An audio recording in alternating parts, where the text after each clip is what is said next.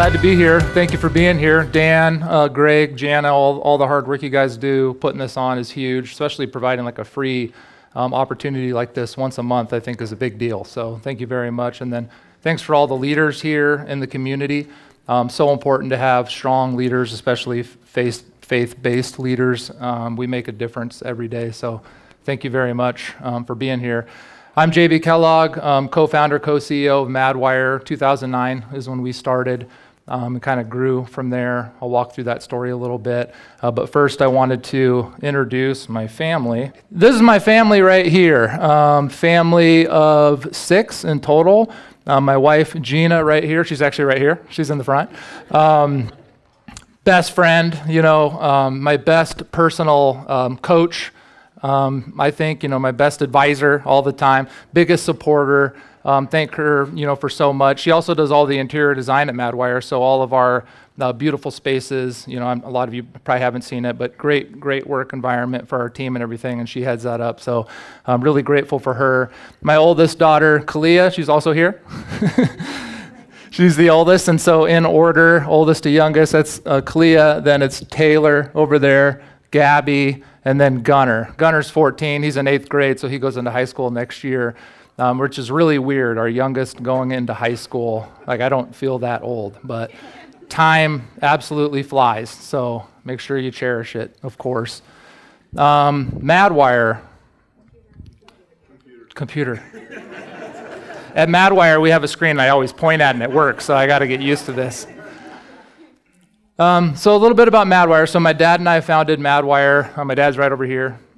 The two of us, and then shortly after that, we brought Jerry on right here. He's our CMO. So it's really the three of us in the beginning, and we grew the company from 3 to over 500 people within a 10-year period, and about $100 million in revenue. So it was, a lot of growth, a lot of success, but a lot of failure too. A lot of mistakes along the way, but a lot of fun.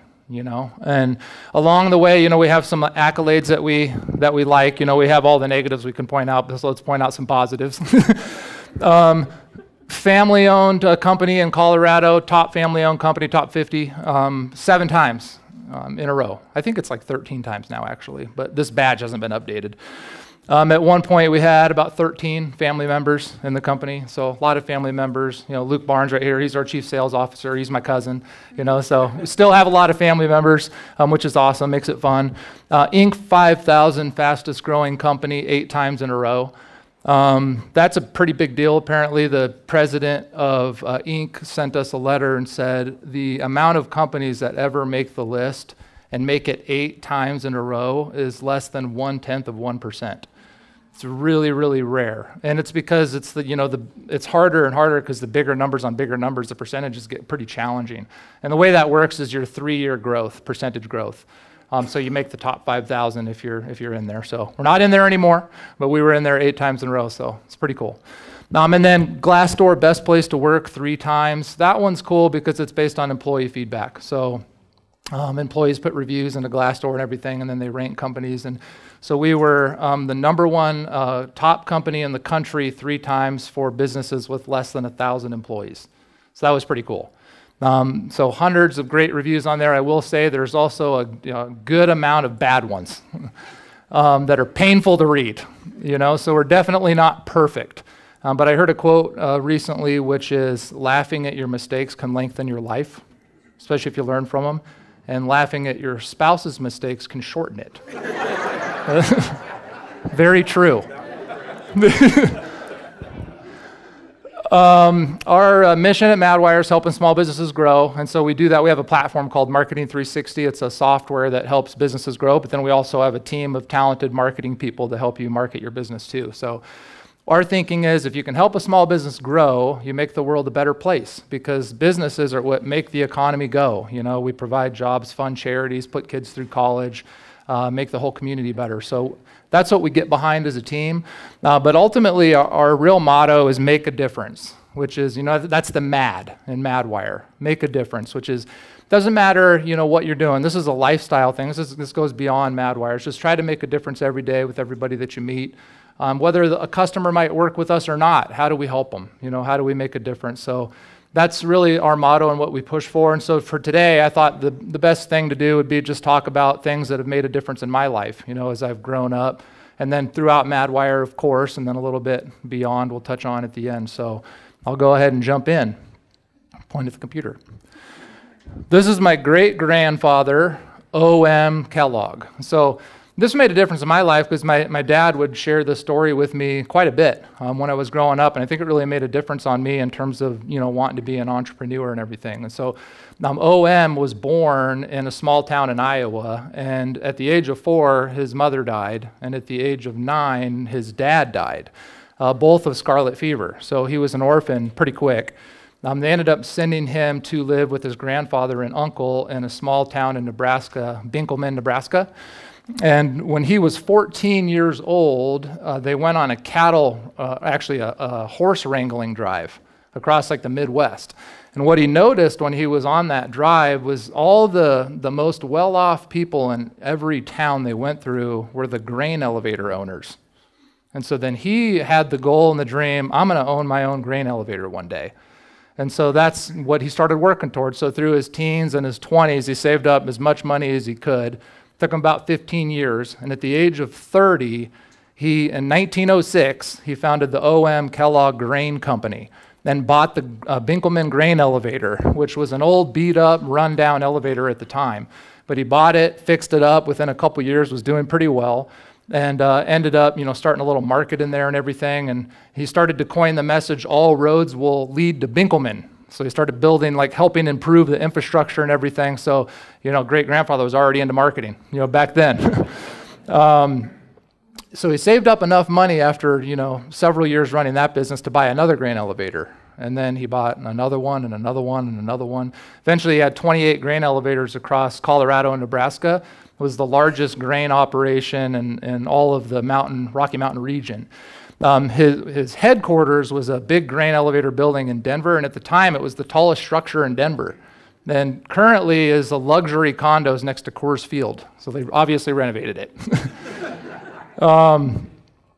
When he died, there was an article in the Binkelman newspaper talking about the difference that he made and the impact that he had, and all the leaders that came from his operations and how he made the community better. And I thought that was, really cool. So growing up, I always thought about this story like, man, I want to be like O.M. And so O.M. went by his initials, and that was an inspiration for my parents since I was born to call me by my initials, J.B.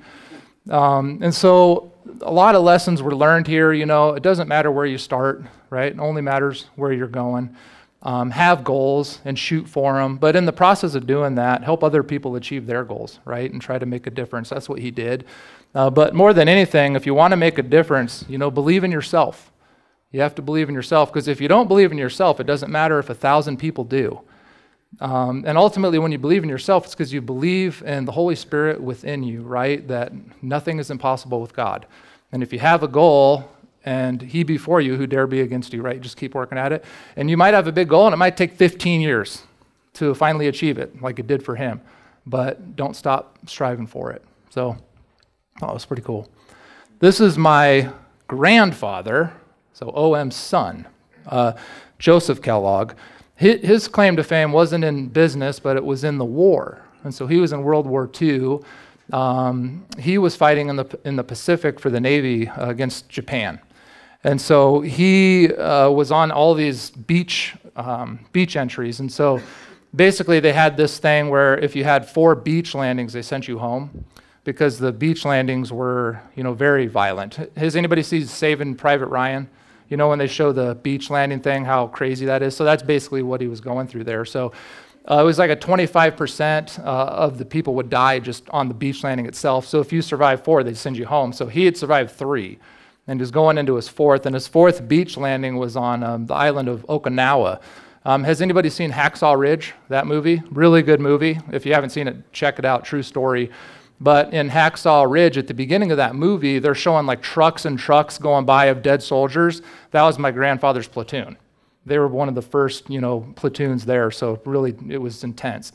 So in this particular case, though, when they did the beach landing, there was no defense. So they just came right up, no defense. They camped out and everything. Took several days to kind of, plan and position themselves, but eventually my grandfather was a gunner in the military, so he positioned himself and a partner gunner next to him on the top of this hill. And then the battle ensued. So the battle was so intense. It went all through the day, all through the night. He said he was through a lot of battles, obviously, in the war, but he said this one was beyond everything that he'd seen. It was so intense, the actual barrels of the guns were just glowing orange in the dark. They were so hot. Well, at one point, the runners that they had getting ammo stopped coming back. So it was just, the two gunners shooting, no more ammo coming back. So my grandfather volunteered to go and get the ammo. So he ran through the trenches, got a box of ammo. He was running through the trench, dragging it in one hand with a Colt 45 pistol in the other hand, and a Japanese soldier jumped in right in front of him before he could react, shot him right in the chest. He fell to his back, luckily still conscious. The soldier came up to bayonet him and just confirmed the kill. He had enough strength to lift up his arm and shoot him right up through here. And so eventually the partner gunner ran out of his ammo too, and so he went running through the trench, saw my grandfather was alive. So he grabbed him, threw him on his shoulder, ran him down to the medic station. They took a look at him, realized he was in pretty bad shape, and they put an F on his chest. F meant fatal.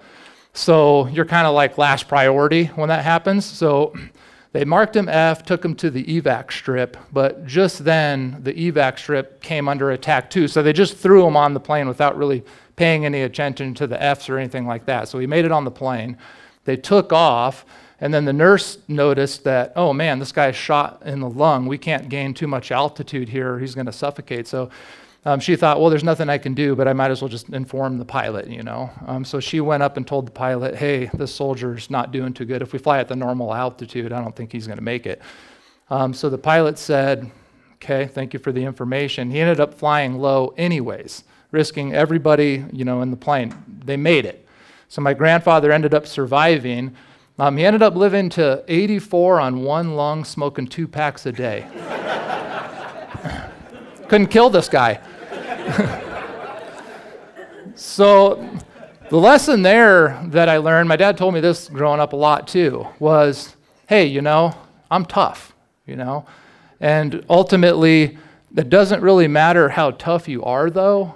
You're going to need people that are going to be around you that'll throw you on their shoulder and run you out, right? People that are going to fly low for you. People that are going to have your back, no matter how tough you are, right? And so surround yourself with people like that. But most importantly, if you want to make a difference, take nothing for granted. Because, if my grandfather, if all those things didn't happen and he didn't survive, my dad wouldn't even have been born. And if he wasn't been born, I wouldn't have been born. And I wouldn't even be standing here. Madwire wouldn't even exist, right? And so don't take anything for granted, because it's a miracle that you're here, and you may not know of a story like this specifically in your family. Maybe you do, maybe you don't, but I guarantee you have it, because for thousands and thousands of years, your family, generation after generation, has survived through who knows what for you to actually be here right now. So the exact same things happen to you. So it's a miracle that we're here. Thank you, God. By the grace of God, we stand here. And so don't take life for granted. Names. I think names are really important. And so my grandfather I just talked about there, he was a gunner in the military. So my wife and I decided to name our son Gunner.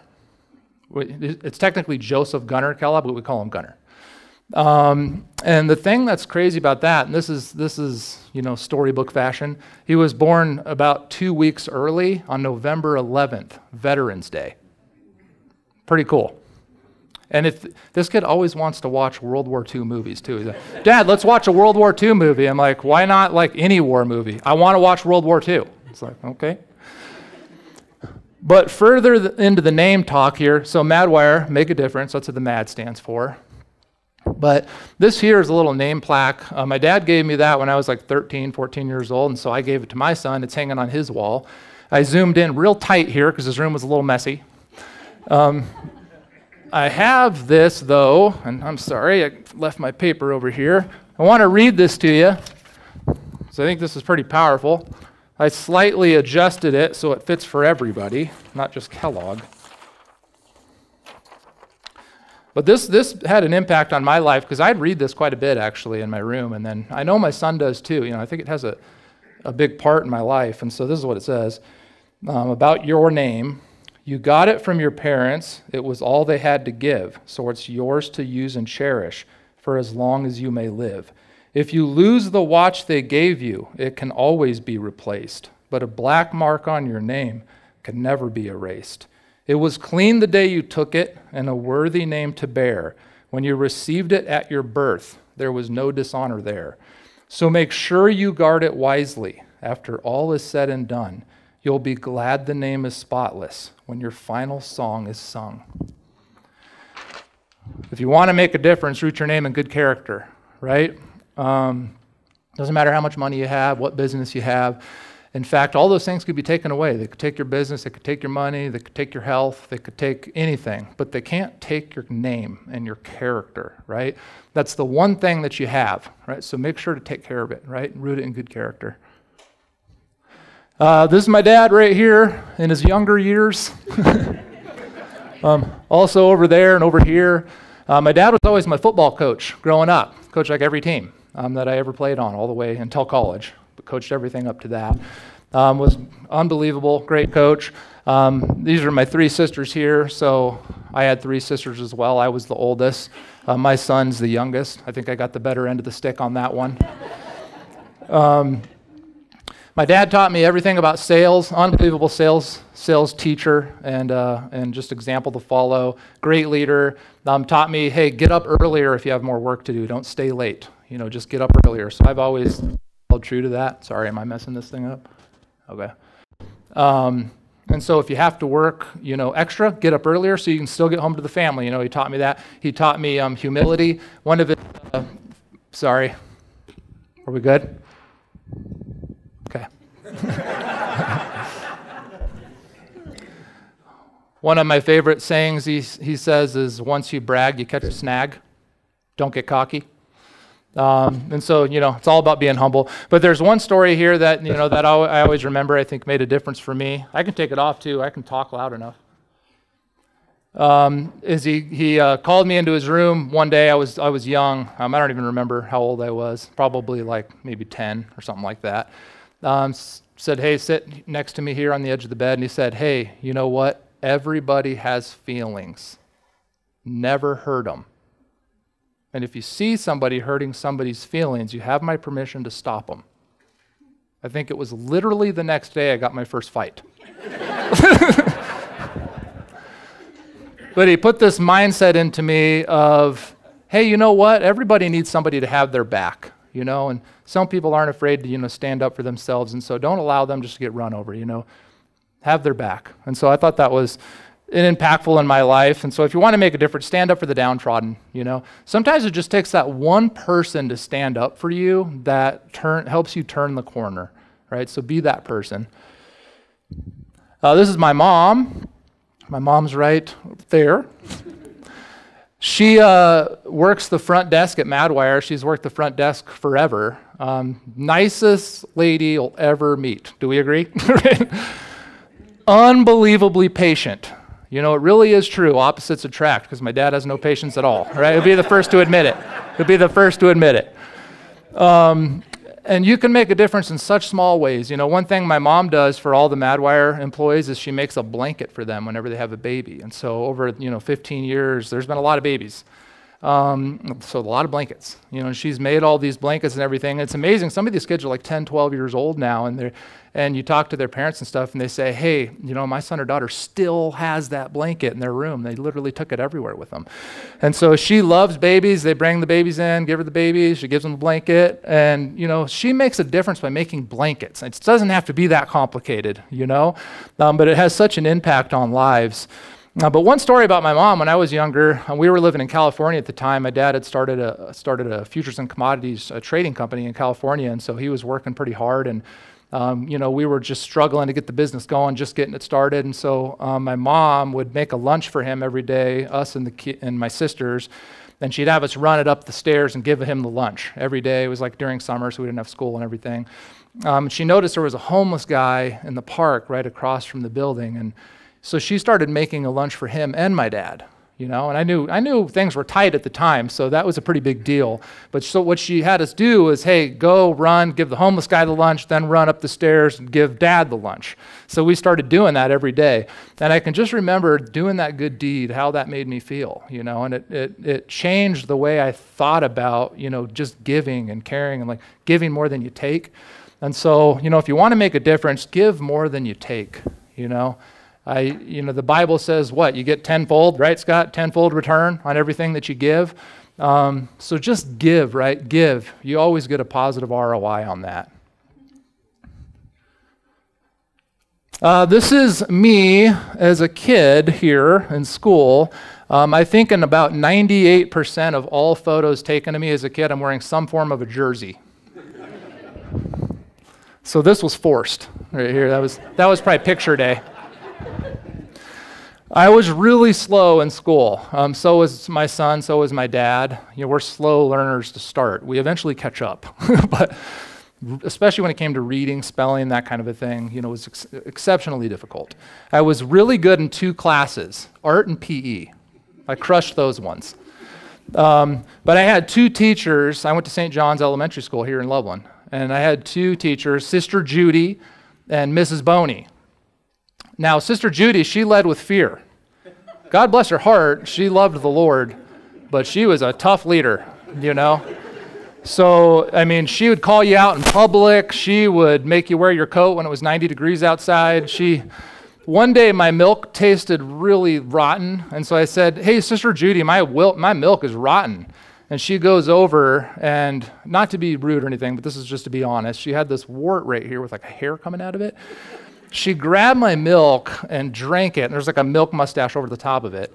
And she says, it's fine, drink it. And she just stared at me until I drank. So I let it touch my lips, thank you. And it was so she was a tough leader. And then I had Mrs. Boney, and Mrs. Boney led with love. Mrs. Boney would highlight your positives in public, and she'd pull you aside in private to coach the weaknesses, And she clearly just cared, and she'd really try to help you in your weak points, try to build you up. She never made me bat in spelling baseball because I always struck out. So I was like the base manager or something. She made something up. And so the thing is, if you want to make a difference, lead with love over fear. If you want somebody to run through a wall for you, lead with love. Now, there are times for leading with fear. I coach football too, and sometimes it just feels good to run those guys, But you can't do that every day. You have to have a good balance. More love. This is my high school football coaches right here. These guys were such an impact on my life, such great coaches. I played college football too, and unfortunately it was like heavy turnover in all the colleges and I played for 5 different head coaches and totally different staff. So I experienced a lot of different coaches, which I learned a lot from that. This staff here was better than all of them.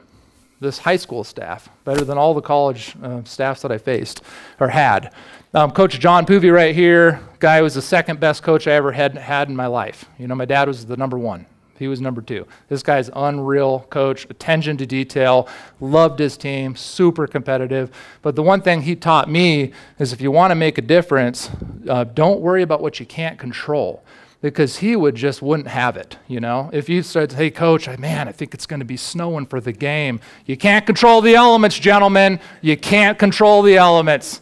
Don't worry about what you can't control. If anything out of your control, he'd call you out on it. And so how important is that? How much time do we waste, looking at social media, news, thinking about the news, or just gossip, or all these crazy things? And if we just spent more time on what we can actually control, we'd make a bigger difference. So he taught me that. This is the first real storm I faced in my life. So I went to Montana State initially out of high school, football scholarship. That was my dream.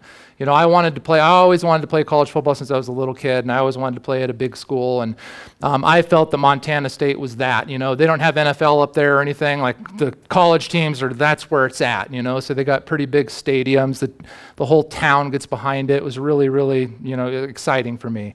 Unfortunately, I had a tough path when I got there. I injured my shoulder, had surgery on my shoulder. And when I had surgery, I got an infection down my mouth and my throat.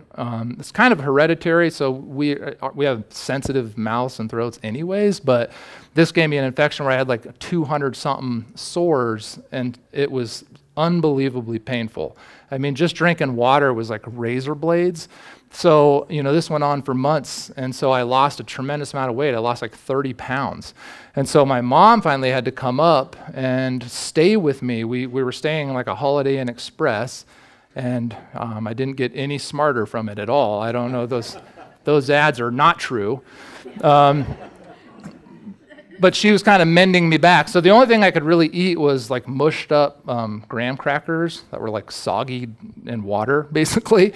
And so I'm like nursing on that, trying to gain some weight back, not really getting anywhere. So I'm up early one morning, it's dark, and I'm praying and I'm reading the Bible, and I'm just like, man, God, I'm willing to weather this storm, but I just don't get it. Why is this happening? I just need some kind of a sign or something, So I flip open the Bible, and the very first thing, my eyes go right to it, is James 1:12, which is, blessed is the man who perseveres under trial. For when he has stood the test, he'll receive the crown of life that God has promised to those who love him. And I thought, blessed is the one who perseveres under trial. There's blessings at the end of the trial. All I need to do is persevere. That's what I'm going to do. So that was a real turning point in my life. I'm going to close the loop on this story in a minute, but first, if you want to make a difference, persevere under trial. Just persevere under trial, because there's blessings at the end. That's where the difference is made, and in the process of getting there. So what happened, I had to transfer at that point. I didn't have to, I decided to. I wanted kind of a fresh start. So I transferred from Montana State to Eastern Arizona, which is a junior college in the middle of the desert in Arizona, kind of between Tucson and Phoenix. So not much out there. But I went to this school, and I had a coach here, Kevin Haslam, and what he decided to do was have us come in every day in the off season and start working out at like 4:30 in the morning. And everybody was upset about it. It's like, why are we doing this at 4:30 in the morning? Most of us don't even have class till 9. So this seems like a little bit of overkill. So everybody had a bad attitude about it. So, every day they're going in, we're doing the workouts and everything, but kind of going through the motions, dragging our feet, complaining. And so the coach finally he was fed up with it. So one morning he brought us in, said, get on a knee. And so we all got on a knee. He actually got on a knee with us. And he said, hey, I'm going to tell you something, guys. Your attitude and your effort, it's like a light switch. When you wake up in the morning, it's dark. You turn on the light switch, you have light. In the same way, your attitude and effort can be turned on just that easily. It's a decision. And what you're choosing is to leave your attitude and effort switch off every day when you come to work out. He's like, let me paint an extreme example for you. If you woke up and then you found out you were no longer on the team, you started to come to practice to talk to us about it, you found out that you're flunking your classes too, you get a call from your girlfriend, she said she's breaking up with you, right? Then you get pulled over for speeding. All those things would be good reasons to probably be frustrated. But even then, it's a choice to have a bad attitude and bad effort. He's like, so our season hangs in the balance of you deciding to turn that switch on every day. If you turn it on, we'll be successful. If you leave it off, we won't. And so it kind of clicked to all of us. We changed our attitude. Started coming in every day, working hard, having a good attitude, turning on the light switch. We told each other, hey, turn your light switch on. Started calling each other out. Made all the difference. And so if you want to make a difference, maximize your attitude and effort, right? If you apply attitude and effort to anything, if you maximize it, it's going to work out. I did pretty well at Eastern Arizona. Got a scholarship to Western New Mexico, and that's where I met Gina, my wife. So I went to Western New Mexico to play football there. In the process, I met Gina, and so how that happened was I had injured my leg the week before. I had a really deep thigh bruise to the point where my leg was like I couldn't even move it. And so I was going into the training room, and they were doing stem treatment and everything on me. And the girl who was working on me, she said, you know what you need to do? And I was like, what's that? She's like, you need to go talk to Gina. I said, Gina? She's like, yeah, Gina. She's in the athletic office right now. You should go talk to her. I said, boy, I don't know. I've always been kind of pretty shy, I don't know. What do you think? She likes you. I know you like her. Just go talk to her. I don't know. She's like, promise me. Just promise me that you'll do it. I'm like, okay, I'll do it. Fine. Just telling her what she wants to hear.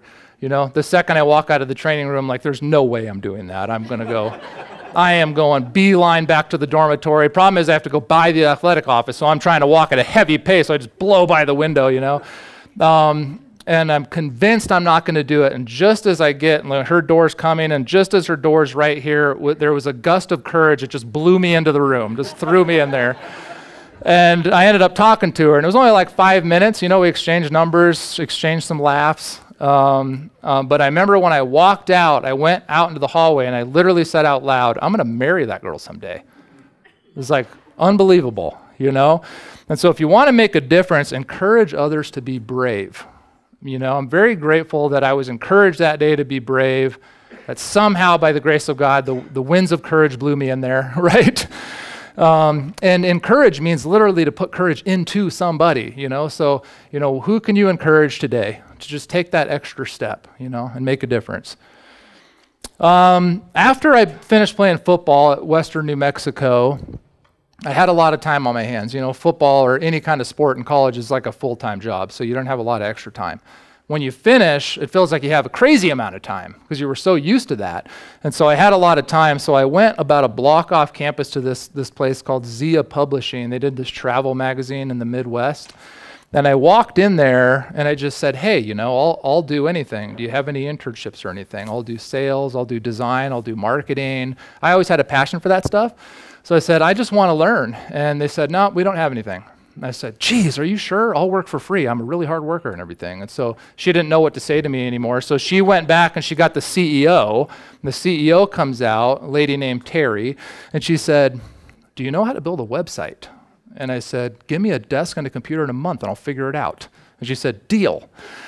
So that's what I did. So she gave me a desk and a computer. I got like 3 books on how to build websites because back then they didn't have platforms to build websites. You had to code the thing from scratch. So I'm reading these books, and throughout the month I built the site, a couple times, didn't like it, ripped it down. Third time, that's pretty good. I liked the third one. I'm running out of time. It's like the next day we show the team, and so I'm staying up all night improving this thing and perfecting it. And so the next day they have a meeting in their boardroom. Their whole team's in there. They had like 10 people. Then Terry's sitting at the end, and so I'm giving this demo, clicking through the pages, talking about the site. There's some oohs and some ahs, not a lot of feedback. And I said, Terry, what do you think? And she looks around, she goes, that's the best website I've ever seen. It's like, I got a talent here, I think, And that's when I realized, I called my dad and talked to him and said, hey, I think there could be a business opportunity here with building websites for small business and doing marketing and that kind of a thing.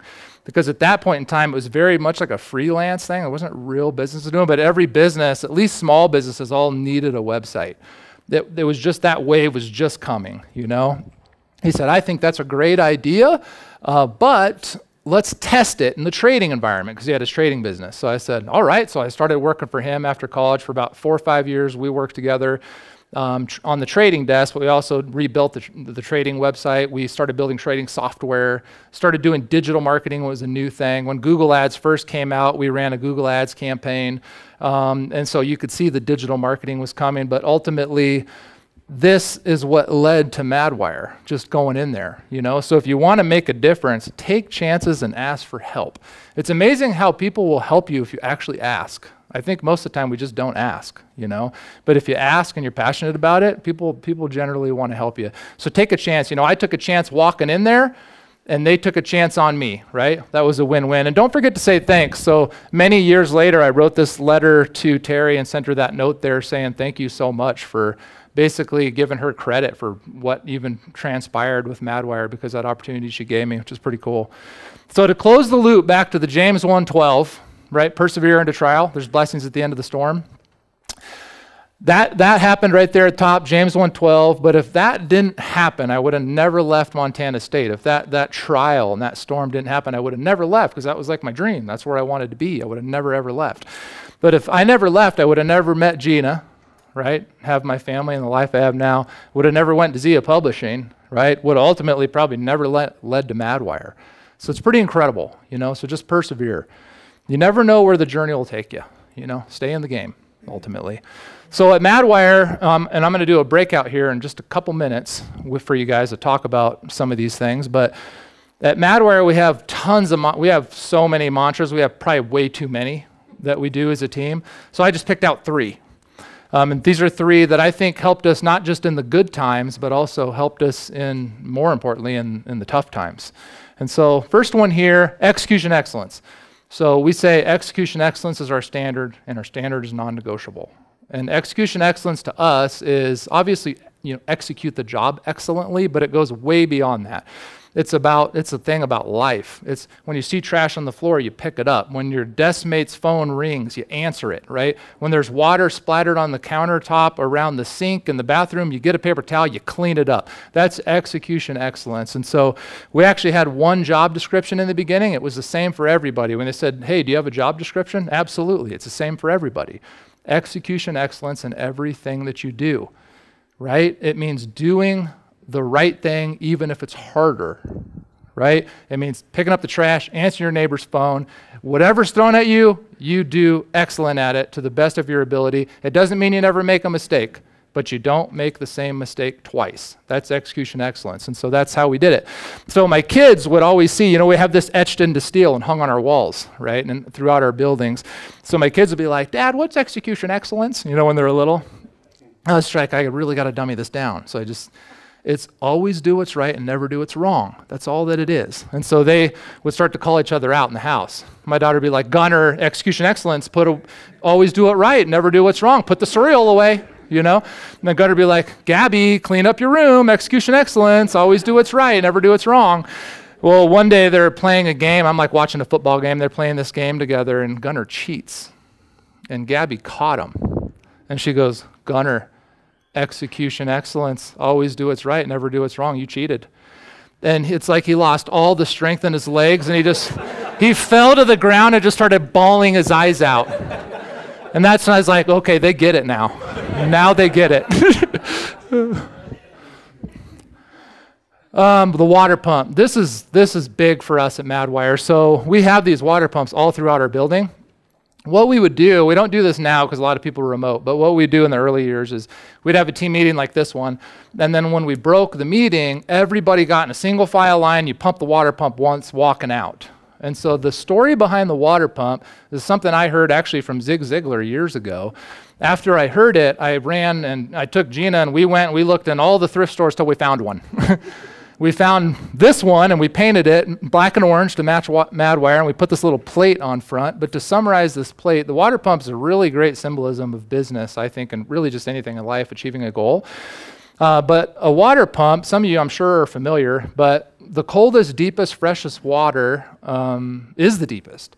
And so to get the water out, you got to pump the water pump. But the thing is, the water doesn't come out right away.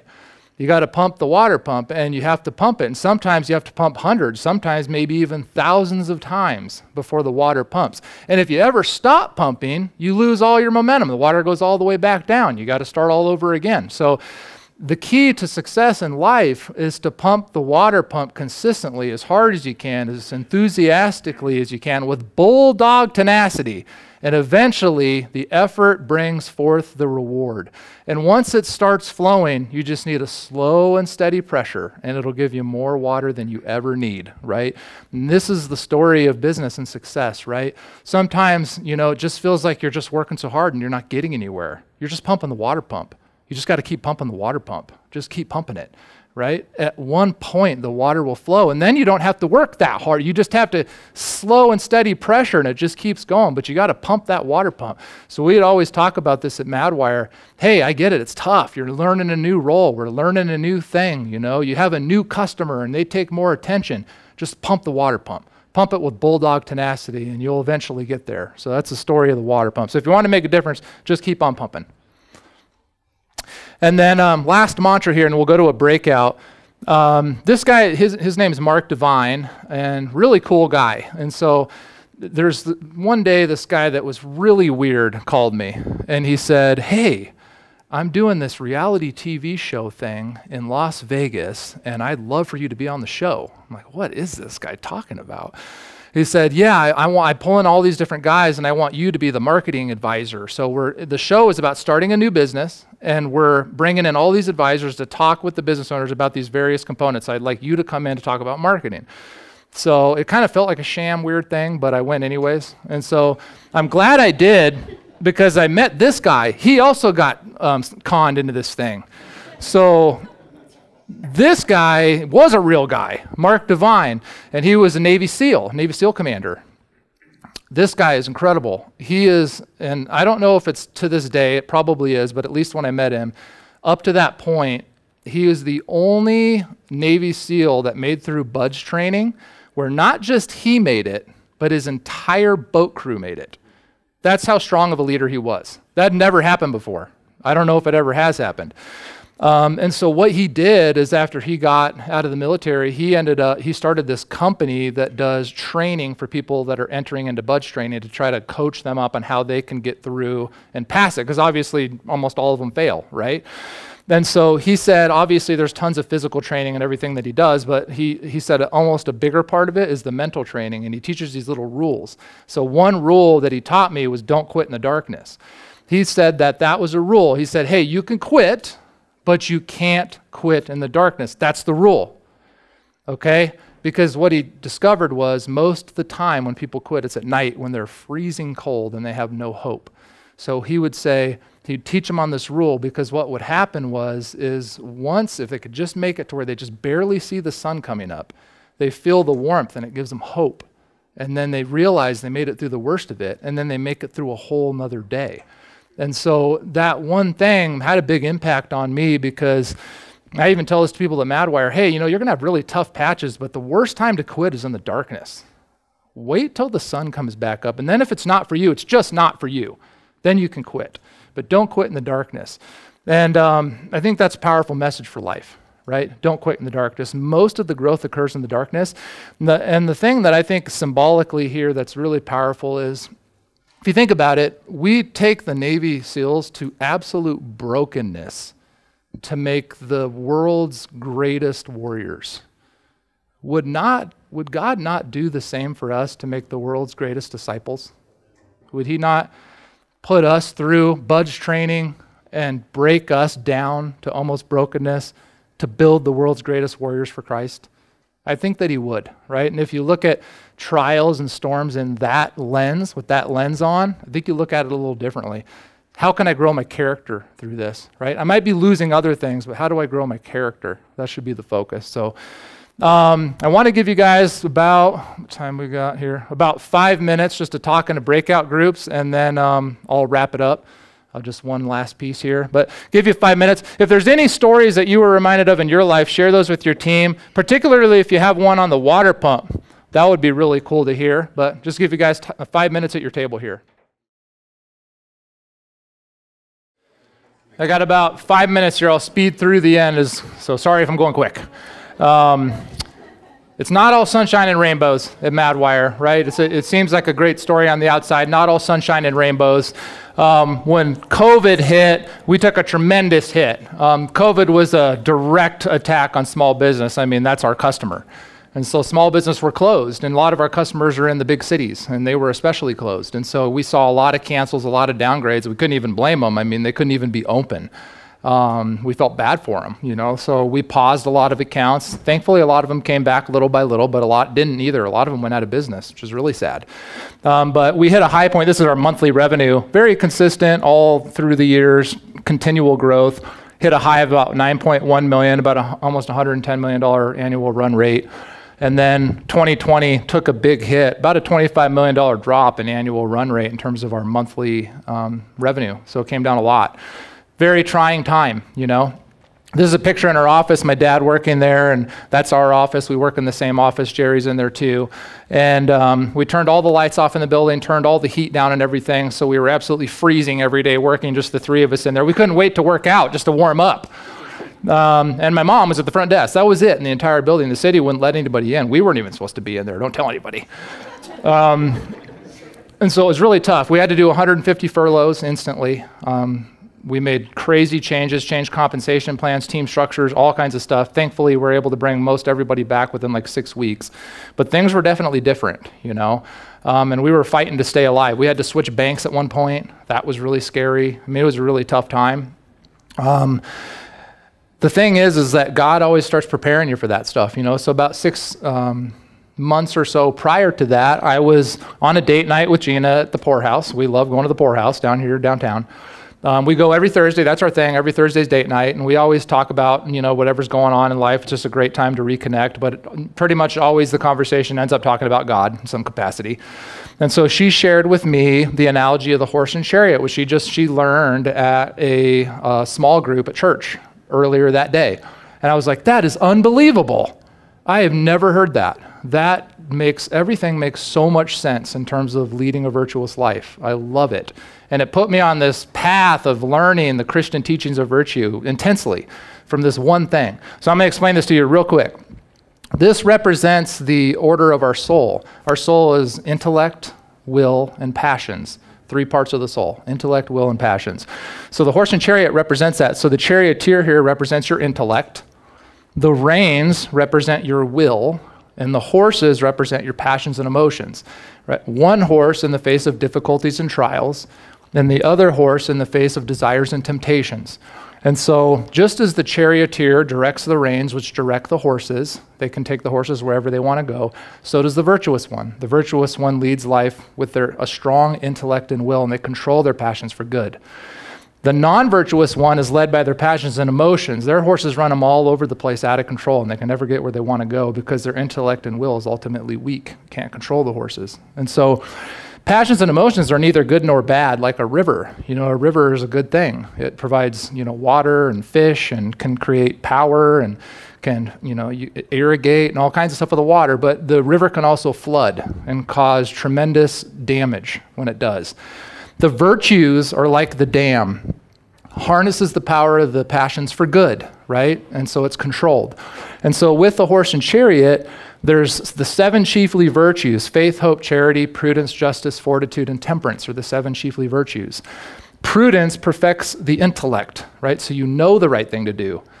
Justice perfects the will. So you don't just know it, you actually do it. Because how many of us know the right thing to do, but we don't actually do it, right? So you have to know it and do it. Fortitude perfects the horse in the face of difficulties and trials. You have fortitude to get through it, courage, right? And then temperance perfects the horse in the face of desires and temptations. You moderate your desires and temptations for good. We need to eat, but we shouldn't eat too much, right? We need to drink, we shouldn't drink too much, that kind of a thing. Jesus demonstrated perfect control when he was angry in the temple and flipped the tables to stop sin. That was out of love. He did the right thing. He used anger for good righteously in that example, right? And faith, hope, and charity perfect all the virtues to a supernatural level. So it raises prudence to wisdom, right? Justice to honor, temperance to purity, fortitude to courage. And more specifically, faith helps us see as God sees. Hope strengthens our will, because now even in the worst of times, we have that hope of being in union with God at the end of life that pulls us through. And then charity orders your passions out of love. Just like Jesus using anger out of love to stop sin, that's how we should use our passions, right? And so this blew my mind, this whole thing. And so ultimately, who makes a difference? Jesus makes a difference. Jesus makes a difference. Out of all the things we talked about, having Jesus in your life allows you to shed your old self and put on your new self. Every day you shed your old self, you put on your new self. And Jesus is ultimately making the difference through the virtues. And so to close it out, there's a lot to it. I learned a lot of stuff. This is a different talk for a different day, but virtue goes quite deep. I ended up starting a website, horseandchariot.com, and sharing this stuff on Instagram too, and it really took off and did really well. So if you want to check it out, check it out. In closing, you know, what changes your life more than anything? It's not you that does it, right? It's the Holy Spirit working through you. And living a virtuous life is just lifting the sails of your soul for the winds of the Holy Spirit to carry you, right? And then living a life of vice and sin drops your sails. It's just hard for the Holy Spirit to move you. So if you want to live a virtuous life, learn the teachings of virtue, because once you learn it, it's that quote, which we just saw a minute ago, but now I know better, so I do better, right? Thanks for your time. Appreciate it.